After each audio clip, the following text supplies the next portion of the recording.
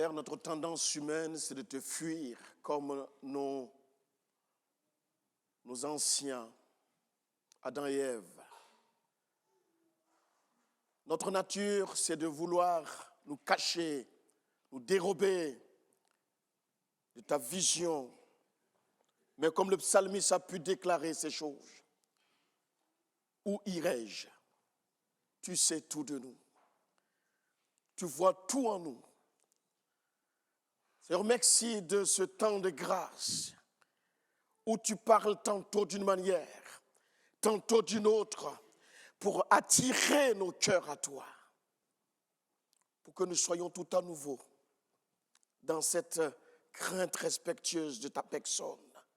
Merci parce que tu es celui qui ne désire pas la perte, mais veut en gagner.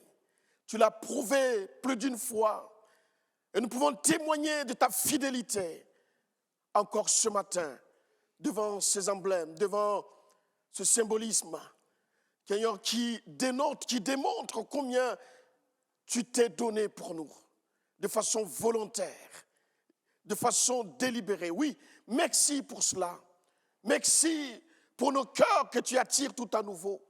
Merci pour nos vies dont tu t'intéresses de toute la créature.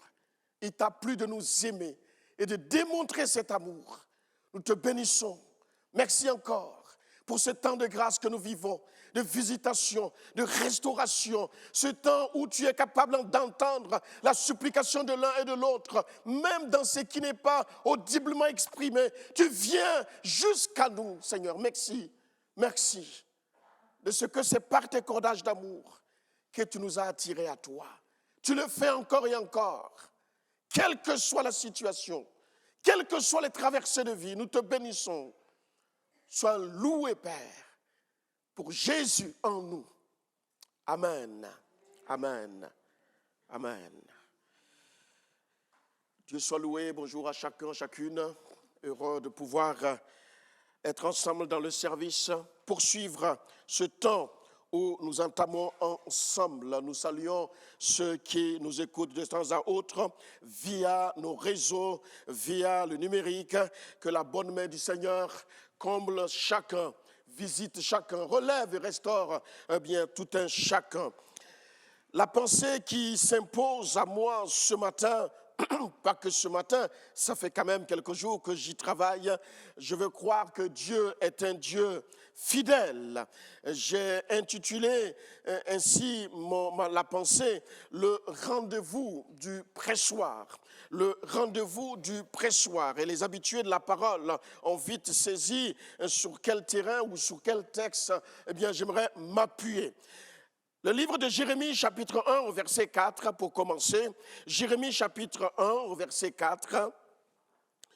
La parole de l'Éternel me fut adressée en ces mots. Qui croit que Dieu parle encore aujourd'hui?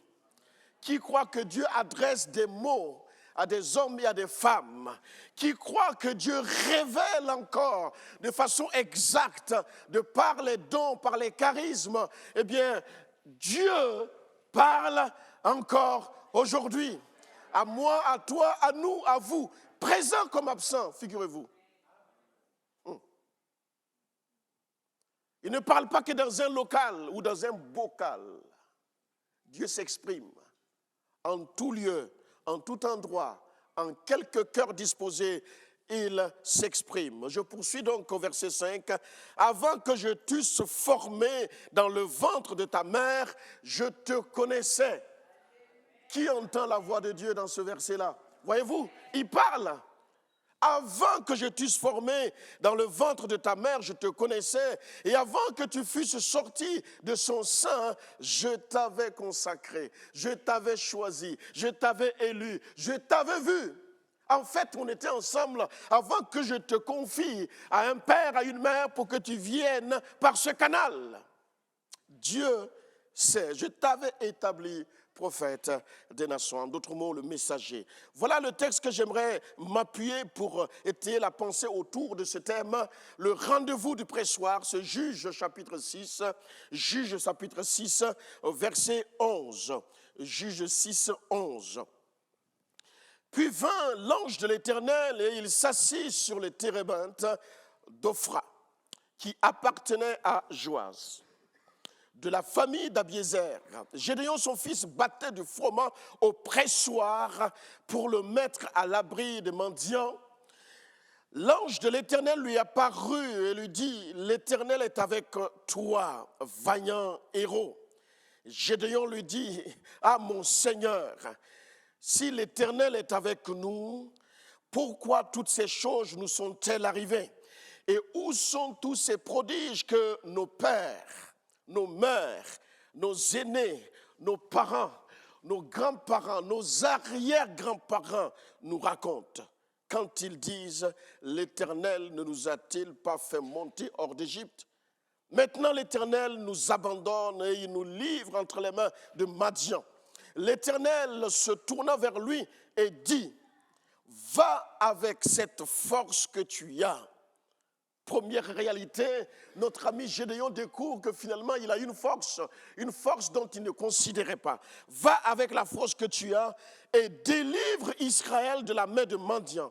N'est-ce pas moi qui t'envoie?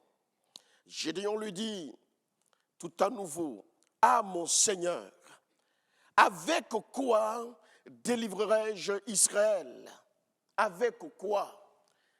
Avec quoi? Avec quoi? Amen. Ma famille, il veut appuyer son avec quoi avec ces versets qui suivent. Voici, ma famille est la plus pauvre à Manassé. Et je suis le plus petit dans la maison de mon père. L'Éternel lui dit, mais je serai avec toi et tu battras Madian comme un seul homme. Gédéon lui dit, si j'ai trouvé grâce à tes yeux, quand même, enfin, si j'ai trouvé grâce à tes yeux, donne-moi un signe pour montrer que c'est toi qui me parles. Comment il va mettre en doute les propos de l'Éternel qui lui parle via un ange qui était à côté du pressoir quand même. Eh bien oui, ne t'éloigne point d'ici jusqu'à ce que je vienne ou je revienne auprès de toi, que j'apporte mon offrande et que je la dépose devant toi. Et l'Éternel lui dit, je resterai jusqu'à ce que tu reviennes. Amen. Seigneur, ta parole nous fasse du bien dans ces minutes qui suivent. J'aimerais évoquer déjà quelque chose de basique que nous connaissons, puisque j'aimerais souligner dans ce texte trois grandes vérités qui finalement correspondent à des attributs de notre Dieu. Son omniscience, son omniprésence et son omnipotence. Omniscient, pourquoi? Parce que Dieu sait tout. Il connaît tout. En français, ces deux verbes sont complémentaires dans l'idée que je partage, le verbe savoir et le verbe connaître. Il sait tout, il connaît tout. Le passé, le présent et le futur. Oh Jésus. En fait, Dieu se connaît lui-même. Souvent, nous nous disons, oui, je me connais. Mais en fait, on ne se connaît pas. Plus que ça, il suffit d'une situation un peu bizarre et on se rend vite compte qu'on ne se connaît pas. Mais Dieu se connaît lui-même et connaît parfaitement toutes choses. Et cela d'éternité en éternité. Il sait que ces choses sont réelles ou fausses. Dieu sait tout.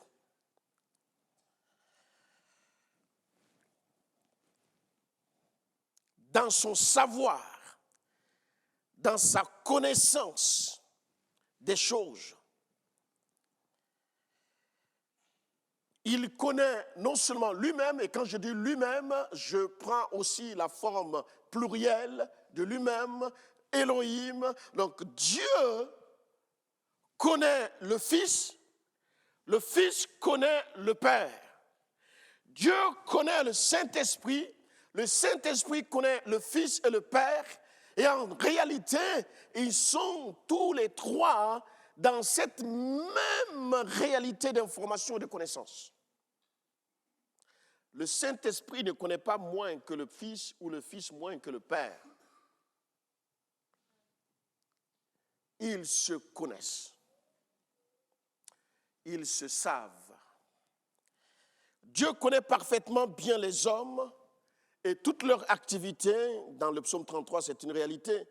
Il connaît leurs pensées et leurs cœurs, psaume 139. Les fardons et les désirs des hommes, Exode 3. Dieu sait tout. Ça, c'est vraiment l'omniscience de Dieu. Dieu connaît tout, simultanément.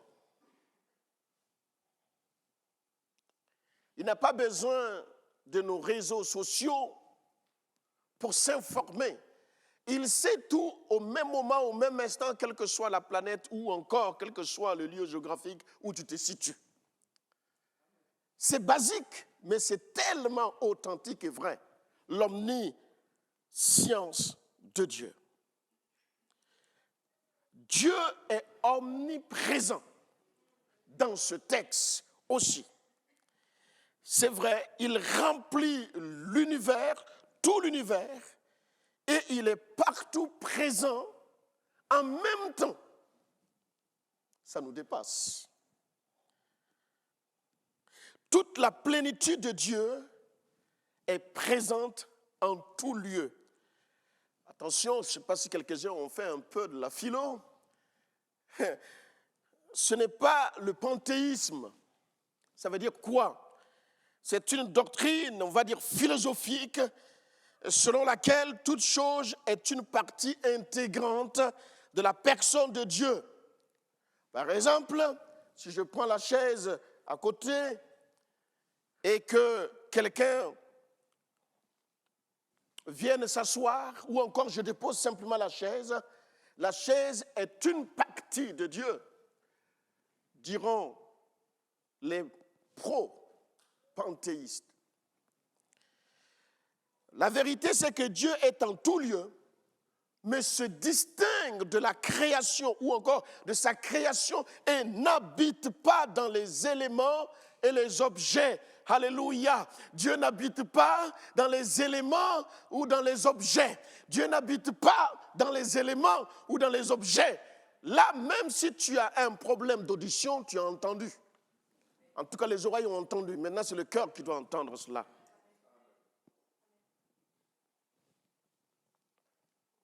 Dieu n'habite pas dans les objets, où l'objet n'est pas une partie de Dieu. Il n'est pas un Dieu en demi-morceaux qui se morcelle en fonction des situations. Vous connaissez le ver de terre? Oui? Qui, dans son enfance, je ne parle pas d'âge adulte, a essayé de s'amuser avec cette bestiole, jolie quand même, après ou avant une pluie, au bord de la mer, lorsque la marée est basse, on va parler comme ça pour nous, et qui essaye de tronçonner volontairement ce ver de terre. Autant de morceaux coupés, autant de vies animées. Dieu n'est pas comme cela. De sorte que le petit morceau ne s'occupe que des petites choses et que le grand morceau ne s'occuperait que des grandes choses. Dieu est authentiquement omniprésent dans sa plénitude, le Père, le Fils et le Saint-Esprit. C'est ce que ça veut dire. Bien que Dieu soit présent en tout lieu, il a des degrés de manifestation de sa présence. Parce qu'il peut être à un endroit et ne pas se faire savoir, mouvoir ou ne pas se révéler. Tantôt, pour ma part, je l'appelle la présence approbative de Dieu. Autant il est partout, autant il n'approuve pas tout. Il peut être en un endroit, il n'est pas approuvé, donc vous ne l'entendrez pas, vous ne le verrez pas. Il est pourtant là. Ça nous dépasse. Seigneur, donne-nous de saisir. Mais il n'est pas qu'omniscient, omniprésent, il est aussi omnipotent. Quel attribut de Dieu cet attribut décrit son pouvoir de faire tout ce qu'il veut. Dieu fait tout ce qu'il veut. La volonté de Dieu est limitée par sa nature. Vous allez comprendre pourquoi je dis cela. Il ne peut pas faire ce qui est contraire à sa propre nature. Par exemple, Dieu égale vérité, grand V. Et derrière la vérité, nous savons que c'est une personne. Et cette personne, c'est Dieu. Vous connaîtrez la vérité et la vérité vous affranchira. La vérité, c'est Jésus. Raison pour laquelle, quand on nous lui a demandé d'expliquer ou de dire la vérité, il s'est tu, parce qu'il est la vérité. Ça se vit. Et ainsi, puisque sa nature, Dieu, est la vérité, par rapport à sa nature, Dieu ne ment jamais. Dieu ne se renie jamais. Dieu ne tolère jamais le péché. Dieu ne peut pas mal agir, Jacques 2,13. Et tout ce dont je vous cite, vous avez les textes qui étayent bien cela. Dieu ne fait jamais rien de stupide ou de contradictoire avec sa nature. Il ne peut pas faire de l'injustice à la place de la justice.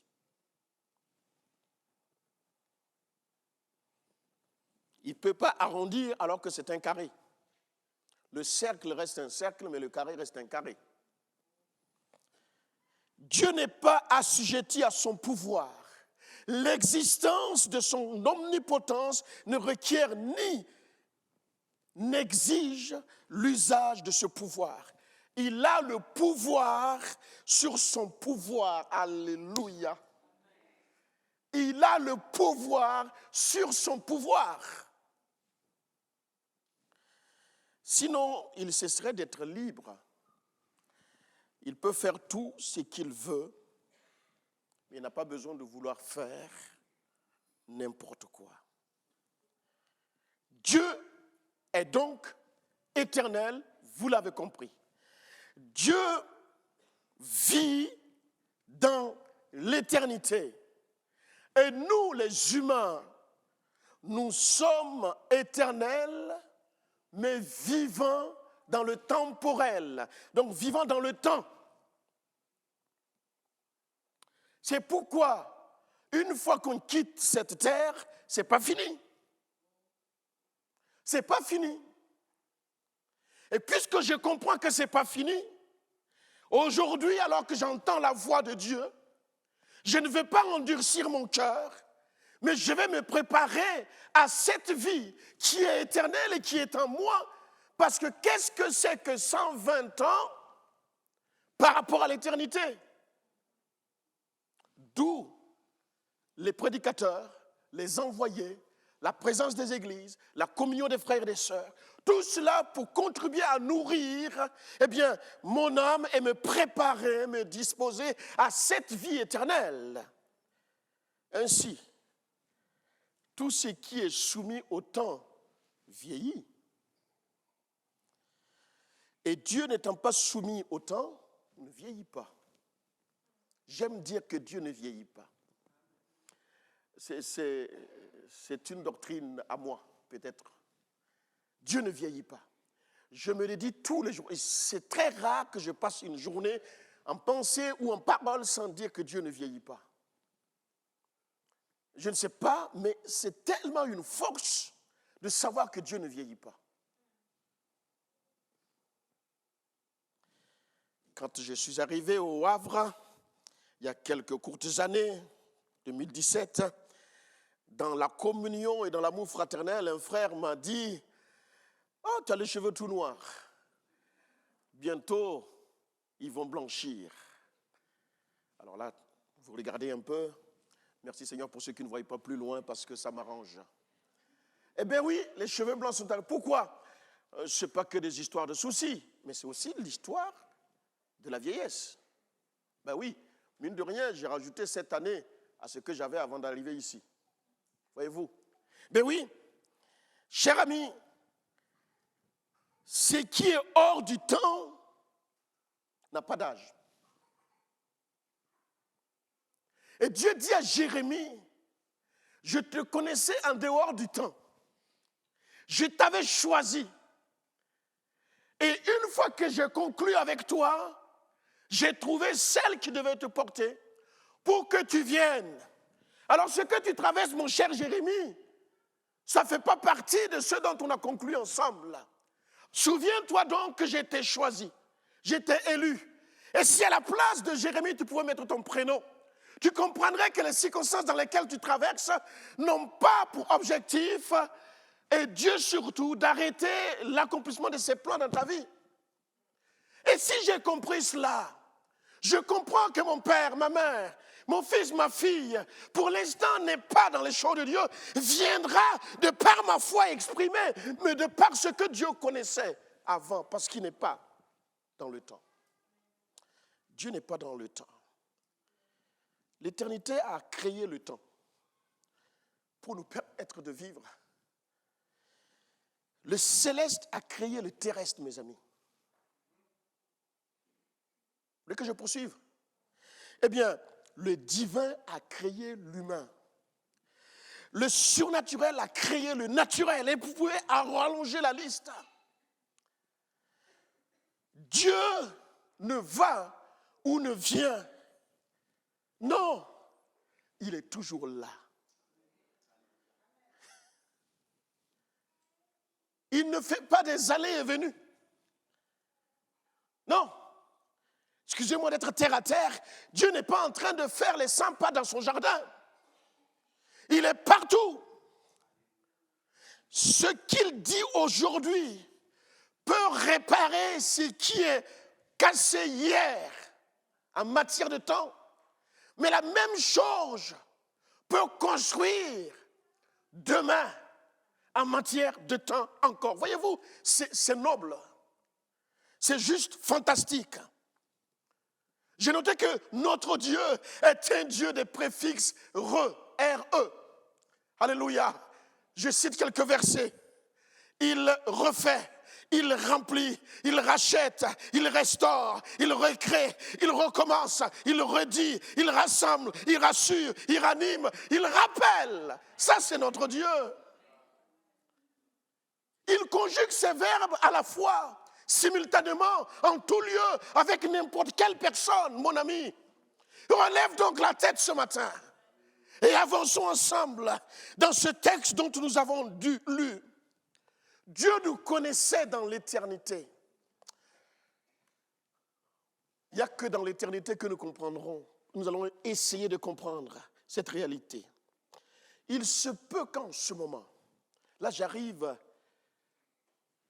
aux premières portes du cœur de ma méditation. Il se peut qu'en ce moment, tu es obligé de mettre ton froment au pressoir. Et c'est là que j'appelle le rendez-vous du pressoir. J'aimerais te dire que le pressoir est juste un endroit, un lieu de transition. Le pressoir. Beaucoup peut-être, pour parler des plus jeunes, n'ont pas une idée. Heureusement que Google est là et que Siri va vous dire ce que c'est qu'un pressoir. Parce que ça vous donnerait de comprendre tout ce travail effectué en cela. Dans le verset 13 de Juge 6, Gédéon dit, « Mon Seigneur, si l'Éternel est avec nous, pourquoi toutes ces choses nous sont-elles arrivées? » Je ne sais pas, dans votre parcours de vie, ça vous est déjà arrivé de vous positionner avec de telles questions qui peuvent perturber. En fait, dans les questionnements de Josué, de Gédéon, on se rend compte qu'il cherche Dieu. Quand il dit, en fait, je le prends avec mes mots, si vraiment tu es avec moi, pourquoi à chaque récolte, les Madianites, les Amalécites même, viennent et ramassent tout? Pourquoi? Si vraiment nous sommes ton peuple, Voilà. Si vraiment ce que mes parents, mes grands-parents, nos aïeux nous ont raconté, la traversée de la mer Rouge, eh bien tout ce qui s'ensuit, si vraiment c'est le même Dieu, pourquoi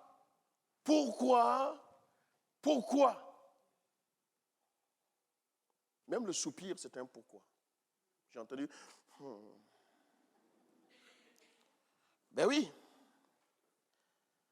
À chaque fois que vous êtes en transition, mes frères et mes sœurs, vous vivez toutes sortes d'émotions. Et c'est tout à fait normal. C'est pour ça qu'il nous a mis dans le temps. Pour qu'on vieillisse. Et qu'on se prépare, non seulement en acceptant son Fils Jésus, mais qu'on se prépare à vivre éternellement avec lui. Parce qu'à cause du péché commis, nous ne pouvons plus. Il faut passer donc par Jésus et Jésus seul.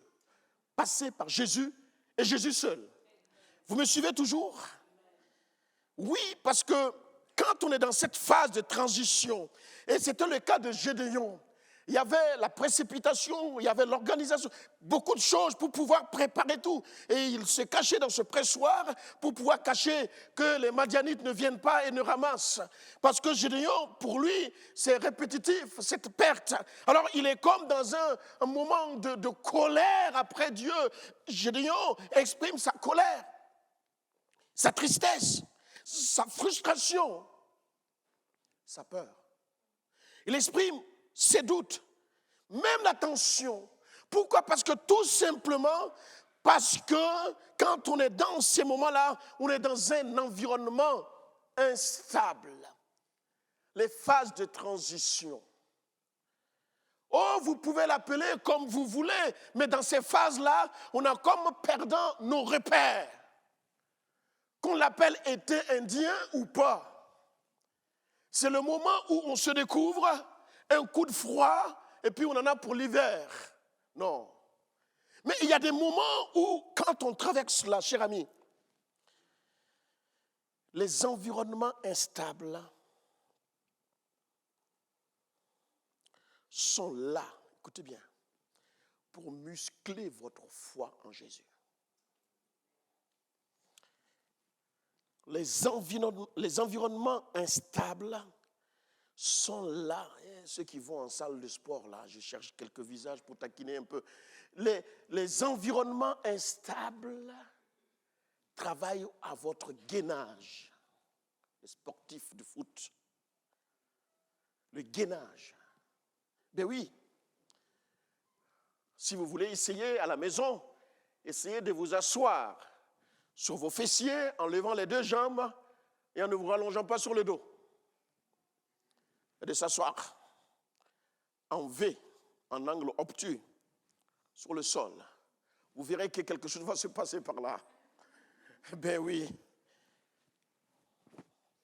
Notre ami Gédéon est en colère contre Dieu. Allez, je vais dire certaines choses. Il est même contre la religion de ses grands-parents. Ça donne l'impression que Gédéon ne croit même plus à ce que les grands-parents ont raconté, ce que ses pères ont raconté, parce que finalement, ils ont dit des choses que lui, il ne voit pas. Que lui, il ne sait pas. Il n'a pas vu. C'est bien beau, mais c'est pas, voilà. Il a l'impression qu'il y a du mensonge dans l'air. Puisqu'il ne voit pas, donc ce n'est pas vrai. J'ai voulu faire un jeu de mots, mais je ne sais pas si vous avez capté. Mensonge dans l'air. Qui voit l'air?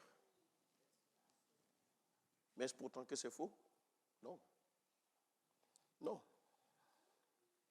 À chaque fois que Dieu vous met dans une situation inconfortable, j'aime pas. Et ce n'est pas la peine de vous poser la question parce que je sais que vous n'aimez pas non plus. On est fait de la même pâte, dis donc. À chaque fois que Dieu vous met dans une situation inconfortable, sachez qu'il poursuit des objectifs en vous. Alors ça peut être individuel, ça peut être dans le cadre familial, mais ça peut être dans le cadre d'une église, ça peut être dans le cadre d'une nation. Dieu a toujours parlé à la nation d'Israël. Hier et encore aujourd'hui et encore demain. Et d'ailleurs, on a intérêt, nous le peuple de Dieu, par grâce, à ouvrir l'œil, à tendre l'oreille Et pas simplement écouter BFM TV, mais à prier pour cette nation.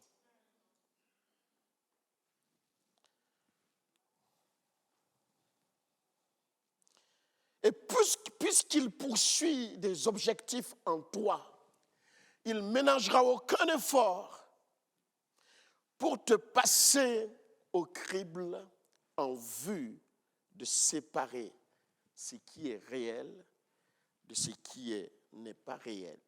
Je préfère dire comme ça. De ce qui importe et de ce qui n'a pas d'importance. De ce qui compte et de ce qui ne compte pas. Le rendez-vous du pressoir peut te surprendre, mais Dieu n'est pas surpris. Parce que comme j'ai introduit en disant qu'il sait tout et qu'il est omniprésent, il savait que les Madianites préparaient l'assaut, comptant et guettant le jour final de la récolte pour sauter dans le pressoir et récupérer tout le résultat du travail. Et ça, c'est moche. Dans le pressoir où Dieu te place, où Dieu me place, où Dieu nous place, c'est juste indescriptible. Parfois, dans ce lieu de rendez-vous, c'est brutal. Aïe, aïe, aïe. Il y a quelques semaines, je suis allé voir, après moult recherches d'un dentiste, parce que ça n'allait pas au niveau de mes dents, je finis par décrocher un rendez-vous sur la place Havraise et arrivé, je me suis habillé parce que le rendez-vous était à peu près à 1 heure, 2 heures près. Et ensuite, je me dis, je n'aurai pas le temps de revenir à la maison. Donc, je me suis préparé puisque j'intervenais dans le cadre de la prédication sur l'Assemblée de Trouville. Donc, de là-bas, je partais directement. Donc, et avec la certitude que c'est juste pour une radio, fixer un autre rendez-vous pour faire le bon travail. Ça, c'est ce que moi, j'avais prévu. J'arrive après la radio, cette gentille dentiste, est-ce que tu le penses réellement? Oui, je le pense réellement. Cette gentille dentiste, après analyse, décide dans les 5 minutes après la réception à l'accueil de me faire allonger sur une table et elle va commencer avec cette petite aiguille fine en disant qu'on va l'enlever, ça sera mieux pour vous. Sauf que M. Ouedraogo n'était pas venu pour que sa dent soit enlevée. Alors je tremble de tout mon corps. Qu'est-ce que c'est terrible quand vous n'êtes pas convié ou vous n'étiez pas prêt à un rendez-vous. Oui, je crois que la dent a été arrachée. D'ailleurs, ça s'est fait en 2-3 fois. Mais, dans ma tête, si je savais que c'était pour l'enlever, ma disposition intérieure allait être tout autre. Ça allait changer quoi, j'en sais rien. Mais en tout cas, une force de nulle part viendrait m'accompagner. Voyez-vous? Et pourquoi je dis cela? Gédéon va vivre des choses bizarres dans cette situation de pressoir. Alors, le rendez-vous était comme brutal pour lui. Et quand c'est comme ça, on est comme battu comme le froment. Au pressoir, Dieu n'a qu'un désir, vous ramener à vos valeurs fondamentales. Quelques-uns ont des valeurs fondamentales ici. La plupart de ces valeurs, sûrement, sont des valeurs communes. Ben oui, Dieu va vous ramener à ces valeurs fondamentales. Il va même vous fixer dans vos racines. C'est-à-dire qu'il creuse et il rend la terre facilement malléable pour que vos racines s'enfoncent. Et vous aurez l'impression de perdre de la taille, mais vous en gagnez en profondeur. Quelqu'un a compris quelque chose? N'aie pas peur de perdre en taille,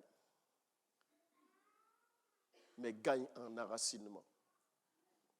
Enracine-toi dans ces valeurs que tu connais et que je connais. Dans le pressoir, Dieu envisage de redonner un sens à ta vie, à notre vie, à votre vie. C'est l'objectif de Dieu pour son peuple, pour Gédéon. On peut avoir l'impression qu'il bénit plus ceux qui ne le connaissent pas que ceux qui le connaissent. C'est l'impression que ça donne quand vous écoutez entre les lignes notre ami Gédéon. Les Madians, ce n'est pas un peuple de Dieu. Les Amalécites, d'ailleurs, il fallait tout tuer, mais ils ne l'ont pas fait. Voilà maintenant que ça devient des soucis pour son peuple. Alors Gédéon ne comprenait pas pourquoi nous qui sommes ton peuple, nous travaillons, nous amassons, et tu laisses les ennemis venir prendre tout. On a même l'impression que c'est l'inverse. Donc tout ça se lit entre les mots de Gédéon. C'est au pressoir que le froment découvre qu'il est battu pour devenir du pain. C'est au pressoir que le raisin découvre qu'il est battu pour devenir du vin.